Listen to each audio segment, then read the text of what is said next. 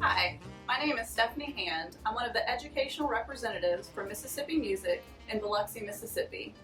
We at Mississippi Music realize that beginner band may be very different this year than it has been in your entire career. Because of this, we have decided to put together a resource that we hope you might find helpful as a beginner band teacher. We have gathered information from several trusted music educators from across the state and compiled a series of short videos with tips and tricks on ways to place students on the instruments that they will be most successful, as well as some suggestions to troubleshoot the testing process in case no contact testing is your only option. A quick note, we understand that there are several different ways to approach testing students on instruments, but we hope you might still find this resource useful as you move forward into your school year. Please be safe, and thank you for watching. Hi, my name is Dr. Lindsay Kay. I'm the Associate Director of Bands and Flute Instructor at Jones College, and I'm here today to talk to you a little bit about how to safely test students on flute. So to make the initial sound, I'll tell the student to say Winnie the Pooh, and that poo shape is going to help us form our initial aperture. So poo, and then blow some air through that hole. If you notice that the aperture is really wide or really round, tell them to laser beam their air, which will cause them to have to pull back the corners just a little bit, just firm enough so that there's some resistance created so that they can keep the aperture nice and small. So next I'm going to bring the head joint and the lip plate up to the student's mouth. I'm going to come up from the bottom, so bringing the lip plate up from underneath as opposed to kissing and then rolling down, which almost always places the lip plate much too high on the bottom lip. So bringing that lip plate from underneath, you want to cover about 2/3 of the tone hole with the bottom lip. Winnie the Pooh, and then blow with air. And there's your initial sound. So if they're not getting that sound to come out initially, you might want to try moving the lip plate side to side, up and down just slightly to see if you can capture that airstream. If it's still not coming out, I'll suggest to put the hand right in front of the student's face and have them blow air towards the tip of the fingers, trace it all the way down to the wrist and back up again.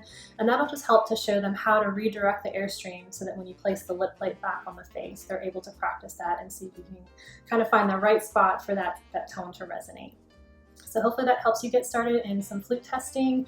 Happy testing. Thanks for watching. Hi, my name is Susan Schumann, and I teach in the Gulfport school system at Bayou View Middle School. Today we're going to talk about clarinet testing.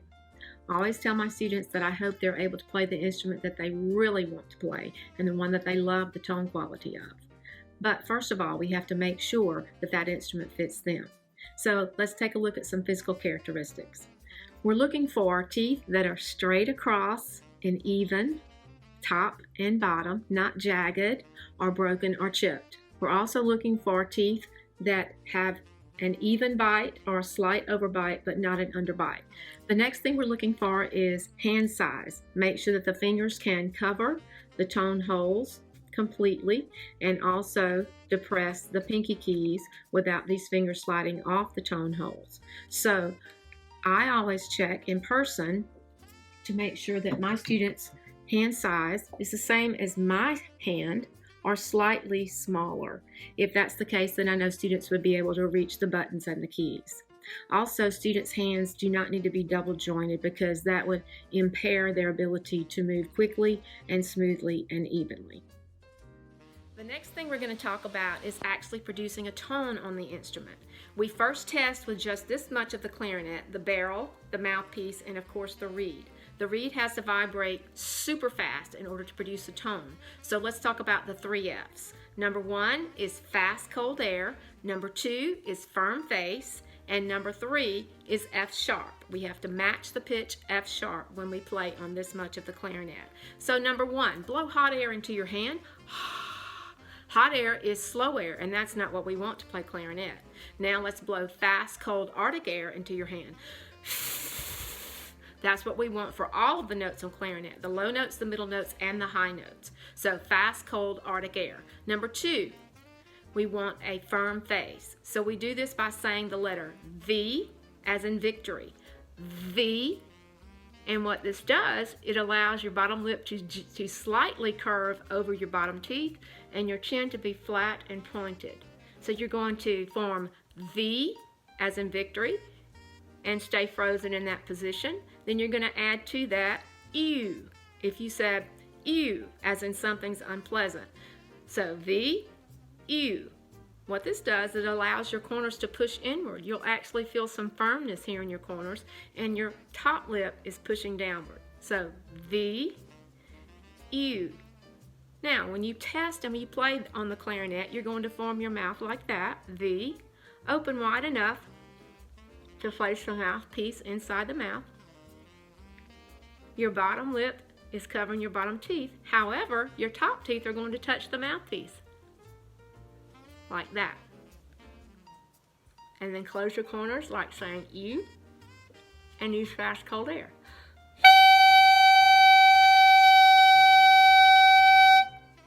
Students would need to match the pitch F sharp. So V, U, fast, cold air, match the pitch F sharp.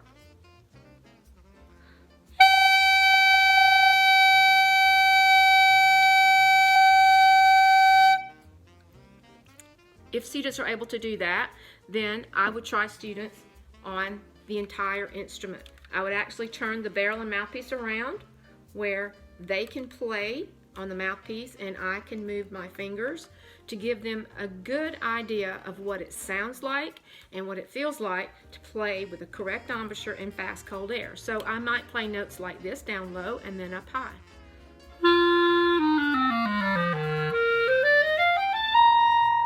You may have to do that a couple of times because students may run out of air, but that gives them a good idea of what that feels like. Let's talk about some troubleshooting tips. If students are unable to make a sound, they may not have enough mouthpiece in their mouth.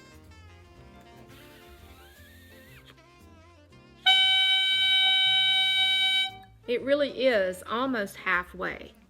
So I have my white line here, that's where my lip is. That's how much mouthpiece. So make sure there's enough mouthpiece in the mouth. Make sure the bottom lip is covering the bottom teeth, not. You might get the squeak sound if the bottom teeth are touching the reed. Make sure the tongue is away. If the tongue is touching the reed, no sound. Make sure the top teeth are touching. And your top lip is not rolled over your top teeth. So make sure that your corners are firm, no air is escaping, and no puffing is taking place. Lastly, make sure that you have cold, fast Arctic air, like a tornado, like a laser beam tornado going all the way through the chamber of the instrument.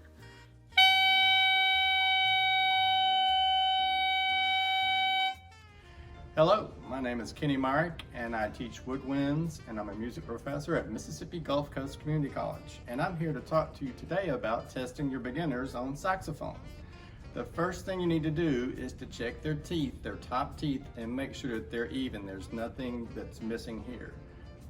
And then the bottom lip will go probably a third over the bottom teeth, and then you want them to say a ooh, ooh, to get that formation of a round drawstring effect. And then have them say ooh you will pull the corners in.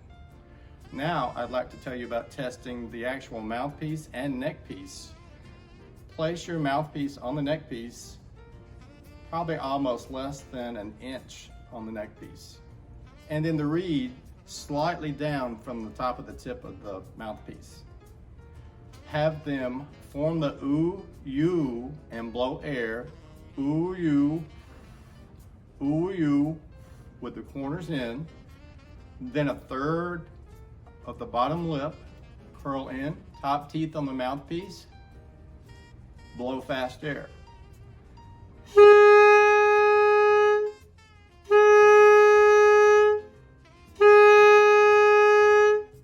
This should produce an A flat.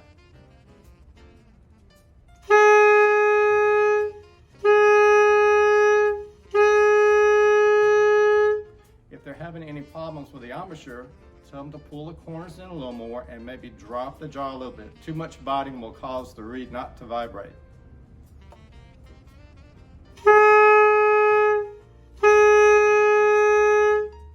If you want to just test the mouthpiece, same thing, a third of the bottom lip, ooh you, fast air. And on a concert A.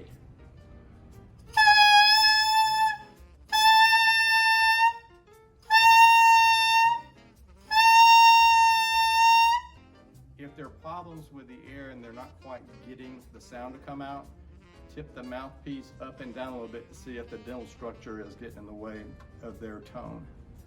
Now we're going to talk about oboe and bassoon double reeds. Take the oboe reed, place it in the mouth, and say toe, toe. Toe is going to drop the bottom jaw just a little bit, corners in like a round drawstring, and it should produce a B, C sharp together.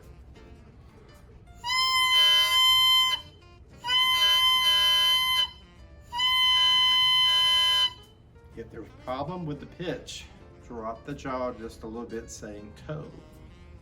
With the bassoon, take the reed and turn it sideways, where the tip is between the teeth and pulling the teeth apart so you're not biting. Still continue the drawstring effect around the reed and maybe a slight overbite with the top teeth.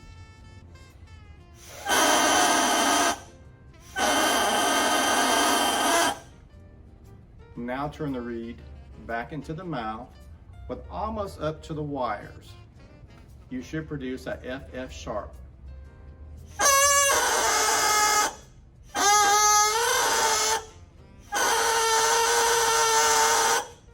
Double reeds tend to play sharp. That means that the pitch is probably too high on the oboe reed and the bassoon reed. So you may need to adjust the reed a little bit, squeeze it. If it's too high, they'll bring the pitch down.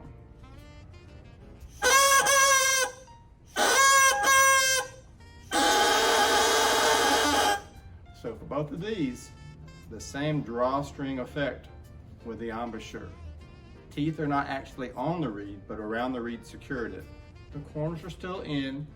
Oboe reed may be a little bit firmer bottom jaw with a toe, toe, and fast air. Thank you for watching the videos today. I hope they've been helpful and it's been a joy talking to you.